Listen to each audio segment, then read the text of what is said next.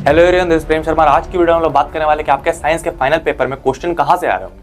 Question NCERT से आ रहे होंगे कि प्रीवियस ईयर क्वेश्चन से आ रहे होंगे कि एग्जाम्पलर से आ रहे होंगे, कहाँ से आ रहे होंगे। देखो यार, मैं कोई भी हवा में बातें नहीं करता हूँ। मैंने पूरी तरह से सैंपल पेपर को एनालाइज किया है। मैंने सीबीएसई के ब्लूप्रिंट को देखा, एक चीज़ को मैंने देखा, रात भर बैठ के देखा। उसके बाद मैं आपको ये चीज़ें बता रहा हूँ कि आपका नुकसान ना और आपके 95% आ रहा हो। बस इतना ही मोटिव है। इस वीडियो में हम लोग इस चीज़ के बारे में बात करेंगे, क्वेश्चन कहाँ से बन रहे होंगे, और सेकेंडरी हम लोग बात करेंगे हमें पेपर में टाइम मैनेजमेंट कैसे करना है। मैं आपको एक वेटेज शीट भी दूंगा चैप्टर की कि आपको चैप्टर्स को आगे रिवाइज कैसे करना है, किन चैप्टर्स को आपको ज़्यादा टाइम देना है। तो चलिए यार, हम लोग स्टार्ट करते हैं। अब बहुत बच्चे बोलेंगे भैया आप कैसे बता सकते हैं पेपर कहाँ से आ रहा होगा। भाई, मेरे सैंपल पेपर को एनालाइज करके, हर साल सैंपल पेपर से मिलता जुलता पेपर आता है, इस साल भी वही आ रहा होगा। तो हम लोग पहले देख लेते हैं कि ज़्यादातर क्वेश्चन कहाँ से आ रहे हैं। मान के चलो कि यार ये आपका पूरा क्वेश्चन पेपर है 100%, ठीक है, पूरा क्वेश्चन पेपर है आपका। अब इसमें से तो 85% पहले एनसीईआरटी कवर कर ले रहा है भाई, ठीक है, इसमें से एनसीईआरटी कवर कर ले रहा है। मैंने एनालाइज किया, फिर बता रहा हूँ। पैराग्राफ से क्वेश्चन आ रहा है, उसमें पैराग्राफ शामिल है, फिर बॉक्स भी शामिल है एनसीईआरटी में जो बॉक्सेस है, और प्लस एक्टिविटीज। ये 4 चीजें शामिल है इसमें, ठीक है। इन चीजों से आपके क्वेश्चंस बन रहे होंगे फाइनल एग्जाम में, ठीक। उसके बाद जो ये बाकी 10% है, ये पीवाईक्यूज है।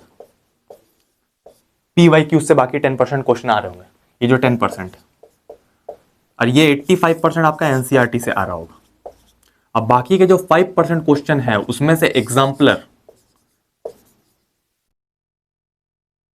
और अदर बुक्स मिला के आ रहे होंगे। मैं ये भी गारंटी नहीं ले पा रहा एग्जाम्पलर ये हॉट्स टाइप के क्वेश्चंस है जो थोड़े ज्यादा डिफिकल्टी लेके चलते हैं। अब ये जो क्वेश्चंस है ये आपको कहाँ मिल रहे होंगे इन पेपर में, ये भी मैं आपको बताऊंगा, ठीक है। तो पहले हम लोग देख लेते हैं कि ये क्वेश्चंस आपको इन पेपर में कहाँ मिल रहे होंगे। टाइम बिल्कुल वेस्ट नहीं करता हूँ, पहले देख लेता हूँ। पहले सेक्शन ए और बी और सी। देखो यार, ये 3 जो सेक्शन है, बहुत बच्चे बोलेंगे एमसीक्यू एग्जाम्पलर से आ रहा है, बहुत टीचर्स भी बोलते हैं कि एमसीक्यू एग्जाम्पलर से आ रहा है। भाई, एक एमसीक्यू एग्जाम्पलर से है ना असरसर रीजनिंग एग्जाम्पलर से। जो भी एमसीक्यू और असरसर रीजनिंग है आपके बुक में, टोटली एनसीईआरटी से। मैंने खुद देखा है एक चीज को, जितना असरसर रीजनिंग क्वेश्चन है, कुछ सारे एक्टिविटीज बेस्ड है, बॉक्सेस बेस्ड। आपको बॉक्सेस को भी छोड़ना नहीं है। एक्टिविटीज में किसी को दिक्कत आ रही है तो भाई शोभित भाई ने बहुत बढ़िया एक्टिविटीज बना के रखी है, उनके चैनल पर आप जाएं। एक यूट्यूब वीडियो है, एनसीईआरटी पढ़ने का टाइम नहीं है, तो उसमें आप एक्टिविटीज खोज सकते हैं। पहले हम लोग ये इस पर फोकस कर लेते हैं। देखो यार, सबसे पहले सेक्शन ए में क्या करना है, टाइम मैनेजमेंट के बारे में बताऊंगा। सेक्शन ए बी सी और पूरा ई एनसीईआरटी को डोमिनेट करता है। ए बी सी ये भी एनसीईआरटी बेस्ड है। ये जो 3 सेक्शन है ए बी और सी, ये पूरा एनसीईआरटी को डोमिनेट कर रहा है पूरी तरह से, ये 3 सेक्शन। तो भैया और क्वेश्चंस कहां से आ रहे हैं, सेक्शन डी में मेन आपको प्रॉब्लम आएगी। सेक्शन डी में आपके प्रीवियस ईयर क्वेश्चंस आपको इंपॉर्टेंट हो जाएंगे। सेक्शन डी में प्रीवियस ईयर क्वेश्चन आपको सेक्शन डी में इंपॉर्टेंट, क्योंकि डिफिकल्टी लेवल थोड़ा सा ज्यादा है। ये भी एनसीईआरटी से ही है, पर प्रीवियस ईयर क्वेश्चन, अगर कोई बच्चा बहुत थॉरली एनसीईआरटी पढ़ता है, अच्छे डीप मीनिंग में जानता है, प्रीवियस ईयर की भी जरूरत नहीं है। पर अगर आप सही तरीके से प्रीवियस ईयर लगा लेंगे तो आपको और मदद मिलेगी। तो एनसीईआरटी, अब सेक्शन डी को समझ लीजिए, ई पीवाईक्यू से आप एक तरह से समझ सकते हैं, जो कि आप ये एनसीईआरटी से भी कवर कर सकते हैं। और सेक्शन ये वाला, ये जो क्वेश्चन है यार, ये भी एनसीईआरटी से, पर अंदर से डीपली है, ठीक है। कुछ एमसीक्यू के क्वेश्चंस है जो कि कुछ जो एमसीक्यू क्वेश्चन है वो थोड़े डिफिकल्ट लेवल का है। मे भी आप कह सकते हैं एग्जाम्पलर से, लेकिन एग्जाम्पलर से मुझे लगा नहीं अभी तक, ठीक है। एग्जाम्पलर से मुझे लगा ही नहीं रहा क्वेश्चन आ रहा है। आपने किसी टॉपर को सुना है यार बोलते हो कि मैं एग्जाम्पलर पढ़ के टॉप किया? नहीं ना। बहुत बच्चे परेशान रहते हैं, भैया एग्जाम्पलर से कुछ भी नहीं होता।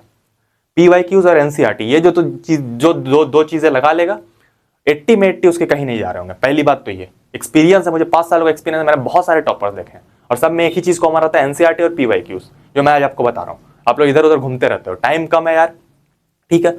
फिर सेकेंडरी, यहां पर ये जो क्वेश्चन है यार, ये भी एनसीईआरटी बेस्ड है। जो आपके केस बेस्ड क्वेश्चन है, पूरी एनसीईआरटी के अंदर से लाइनिंग से आया हुआ क्वेश्चन है। टोटल आपके जो क्वेश्चंस बन रहे हैं पूरे एनसीईआरटी के केस बेस्ड क्वेश्चन है। केस बेस्ड में आपको एक्टिविटीज के क्वेश्चन मिल सकते हैं, ये चीज ध्यान रख लेना। उसमें से एक्टिविटीज के भी क्वेश्चन में कुछ, जब मान के चलो ये एक्टिविटीज है, अब एक्टिविटीज के जो क्वेश्चन है, एक्टिविटीज में कुछ क्वेश्चन जैसे बायो में और केमिस्ट्री में एक्टिविटीज बहुत इंपॉर्टेंट रहते हैं यार। फिजिक्स के एक्टिविटीज को भले आप छोड़ सकते हैं, केमिस्ट्री और बायो मैंने हर बार देखा है, इस बार भी देखा, एक्टिविटीज के क्वेश्चन आते हैं केमिस्ट्री और बायो में, ठीक है। तो फिजिक्स में यार आपको एक्टिविटीज में ध्यान नहीं देना है। एक्टिविटीज चाहिए तो आपको मैंने चैनल बता दिया शोभित भाई का, वहां पर आप जा सकते हैं। अब अगर आपको देखिए यार, अगर आपको रिवीजन करना है, किस तरह से आपको किस चैप्टर को प्रायोरिटी देनी है, तो मैंने आपको सबसे पहले एक वेटेज शीट प्रोवाइड कर रखी है, देख सकते हैं आप यहाँ पर। ये वेटेज शीट सबसे पहले बनाई गई है, किस चैप्टर को आपको ज्यादा प्रायोरिटी देनी है, उस बेसिस पर इस वेटेज शीट को डिजाइन किया गया है। बहुत ही मेहनत लगी है इस वेटेज शीट को डिजाइन करने में। बस इसमें लाइट रिफ्लेक्शन से 12 मार्क्स का दिया हुआ, ह्यूमन आई से 2 मार्क्स का आ रहा, उसमें लाइट रिफ्लेक्शन में जोड़ दिया था मैंने। ह्यूमन आई से मुझे ध्यान नहीं पड़ा था तो मैंने लाइट रिफ्लेक्शन में जोड़ दिया था। बाकी जितने इंपॉर्टेंट चैप्टर्स, एक क्वेश्चन को सैंपल पेपर एनालाइज किया गया, लाइव प्रोसेस से 10 मार्क्स का आ रहा है। जो भी चीजें आ रही है इन चैप्टर्स को आप ज्यादा प्रायोरिटी वाइज इसको फॉलो करें, बहुत बेटर रहेगा आपके लिए। लिंक आपके लिए डिस्क्रिप्शन में, ठीक है, ये आपको मिल गया। अब हम देख लेते हैं कि हमको टाइम मैनेजमेंट कैसे करना है पेपर में। टाइम बिल्कुल वेस्ट नहीं करूंगा। टाइम मैनेजमेंट करने के लिए सबसे बेहतरीन तरीका, मान के चलो आपका रीडिंग के लिए आपको 15 मिनट्स मिलते हैं, ठीक है, रीडिंग के लिए आपको 15 मिनट्स मिल गए, ठीक है भैया मिल गए 15 मिनट्स हमें रीडिंग। इन 15 मिनट्स में आपको पहले 10 मिनट, अब इसको 10 और 15 में जोड़ लेना। पहला आपको जो 15 मिनट्स आपको रीडिंग का मिला, मैं 180 मिनट्स की बात नहीं कर रहा हूं यहां पर, आपको मैं 15 मिनट्स की बात कर रहा हूं। ये जो 15 मिनट्स आपको मिल रहा है रीडिंग के लिए, उसके लिए आपको सिर्फ 5 मिनट्स के लिए आपको पेपर को गो थ्रू करना। और वो 5 मिनट जो आप पेपर को गो थ्रू करेंगे, पेपर पढ़ने के लिए मैं बोल रहा हूँ, बाकी 10 मिनट्स आपको एमसीक्यू सेक्शन में लगाने हैं। आप प्लस 10 मिनट कर दो, यहां पर आपको एमसीक्यू सेक्शन में लगा देना है 10 मिनट्स। पहला जो आपको 5 मिनट्स मिल रहा है, ये जो 5 मिनट्स आपको मिल रहा है, इन 5 मिनट्स आपको पेपर को गो थ्रू करना। कोई भी क्वेश्चन में डीप नहीं जाना है। अगर आप किसी क्वेश्चन में डीप, मान के चलो कोई सेक्शन सी का क्वेश्चन, कोई सेक्शन डी का क्वेश्चन, अगर आप इसमें डीप चले जाओगे तो दिक्कत आप ही को होगी एंड में आके, बहुत ज्यादा दिक्कत बढ़ जाएगी आपकी। अगर आप किसी में भी डीप जाओगे तो फिर आप फंसने लगोगे।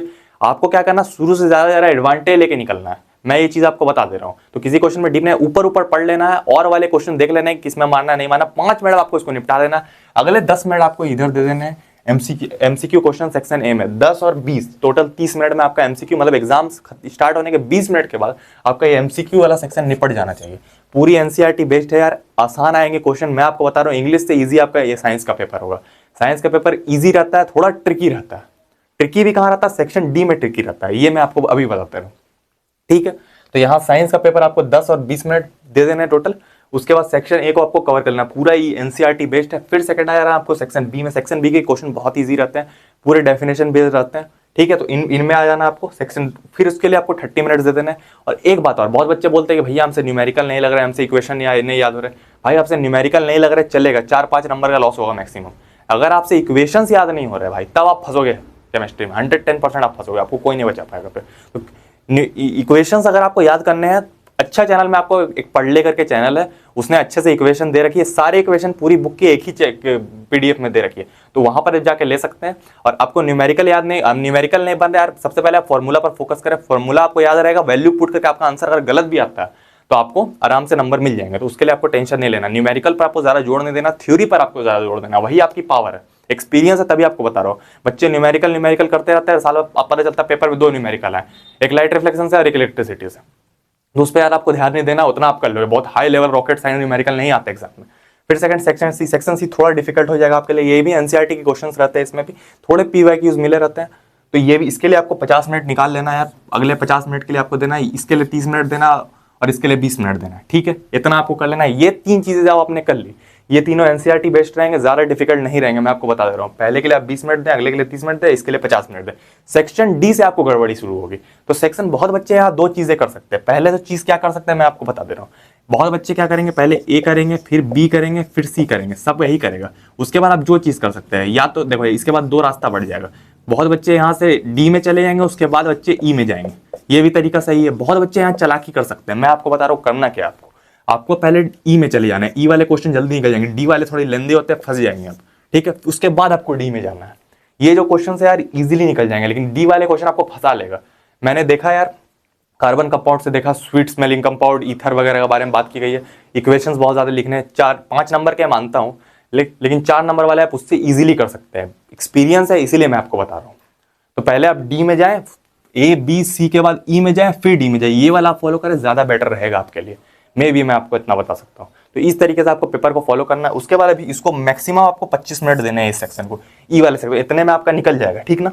25 मिनट मैक्सिमम आपको देने हैं इस सेक्शन को, 25 मिनट से आपको ज्यादा देना नहीं है। आखिर में सेक्शन डी सबसे हार्ड सेक्शन होने वाला आपका साइंस का, आपको मैं बता दे रहा हूँ। दिमाग लगाए क्वेश्चन करना है, ट्रिकी क्वेश्चन यहाँ पर रहते हैं। सबसे अंत में आपको इसको करना है, 40 मिनट्स आपको देने हैं। टाइम बच गया, इन आसान चीजों को आप पहले कर ले, जल्दी ले, फंसना नहीं है पेपर में। साइंस का पेपर लेंदी नहीं होता पर ट्रिकी होता है, इसीलिए बच्चे लेंदी समझते हैं इसको, लेंदी रहता नहीं है बिल्कुल भी, फंसना बिल्कुल भी नहीं। आपको 40 मिनट्स इसको देने, उसके बाद भी आपका 15 मिनट्स रिवीजन का टाइम बच जाएगा। 40 मिनट में थोड़े ट्रिकी क्वेश्चन रहते हैं, पीवाईक्यूज रहते हैं, आप लगा सकते हैं। अगर आपके एनसीईआरटी की अच्छी समझ है, अगर आप पीवाईक्यूज लगाते हैं, एग्जाम्पलर के चक्कर में नहीं पढ़ते हैं, तब आप भले लगा सकते हैं, ठीक है। उसके बाद आपको 15 मिनट्स रीडिंग में डायरेक्ट यहाँ पर ड्रॉप कर जाना है सेक्शन बी में। उसमें क्या करना है, आपको पर चैप्टर लाइन पार देना है, हर क्वेश्चन के बाद आपको लाइन पार देना, इंपॉर्टेंट पॉइंट्स मार्क कर देने कि टीचर को कॉपी चेक करने के पैसे मिलते हैं यार, फटाफट वो देखे और निकलते चले, ठीक है। अगर आपको प्रेजेंटेशन की वीडियो चाहिए तो ये जो वीडियो मैं आपको प्रोवाइड कर रहा हूँ बहुत ही बेहतरीन वीडियो है प्रेजेंटेशन की, पूरी साइंस की टॉपिक्स कवर किएगा, थोड़ा एसएसटी के बारे में बात किएगा, पर साइंस के लिए बहुत ही बेहतरीन वीडियो है एसएसटी के लिए, क्या बोलता है प्रेजेंटेशन के लिए, तो ये वीडियो आप देख ले, ठीक है। और मैं आपको बता रहा हूँ डायग्राम से ज्यादा इंपॉर्टेंट आपके यार उनके फंक्शंस है। मान के चलो कोई हार्ट आप बना रहे हैं तो हार्ट में आप करते हैं कि वेना कावा, पल्मनी वेन, तो एरोटा आप लेबल तो कर लेते हैं, अब लेबलिंग से ज्यादा इंपॉर्टेंस उनके फंक्शंस का आ गया, तो फंक्शंस पर आप ज्यादा ध्यान दें कि बकल कैविटी, तो बकल कैविटी का क्या फंक्शन है, ठीक है। ओसोफेगस है तो उसका क्या फंक्शन है, इस पर आपको ज्यादा ध्यान देना है, ठीक है। सेकेंडरी क्या करना है यार, अगर आप कोई टॉपर बच्चे हो, लास्ट दिन आपको एक सैंपल पेपर लगा लेना है। सैंपल पेपर कोशिश करें लास्ट दिन आप रिवाइज ज्यादा करें, अभी आप सैंपल पेपर लगा लें।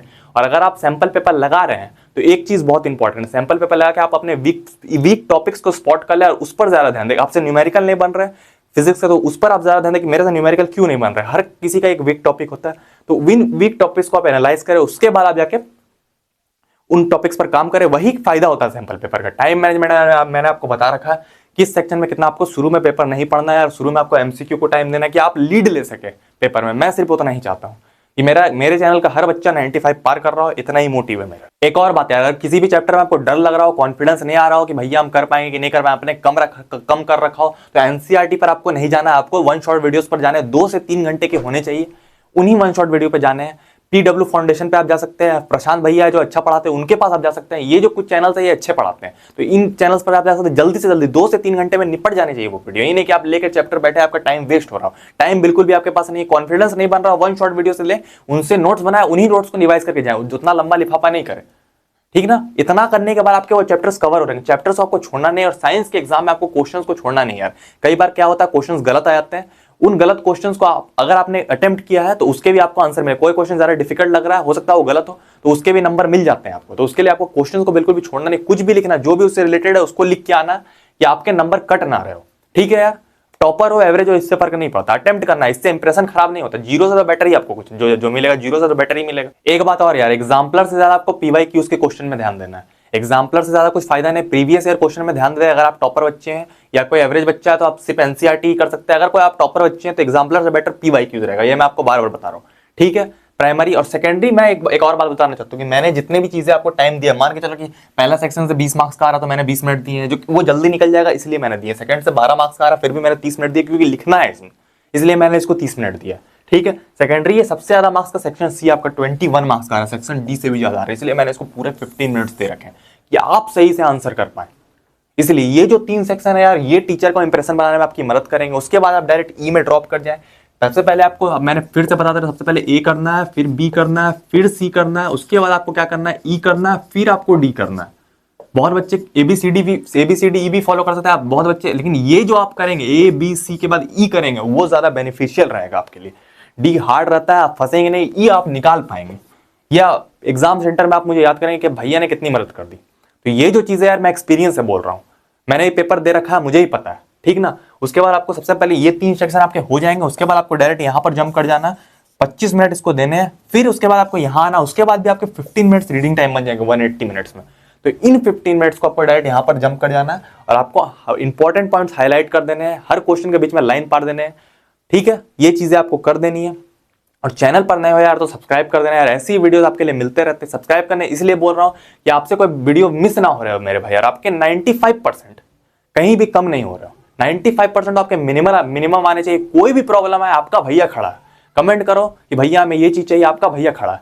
95% से कम आपके आने नहीं चाहिए, ठीक है यार। तो मिलते हैं हम लोग किसी और वीडियो में, बाय बाय।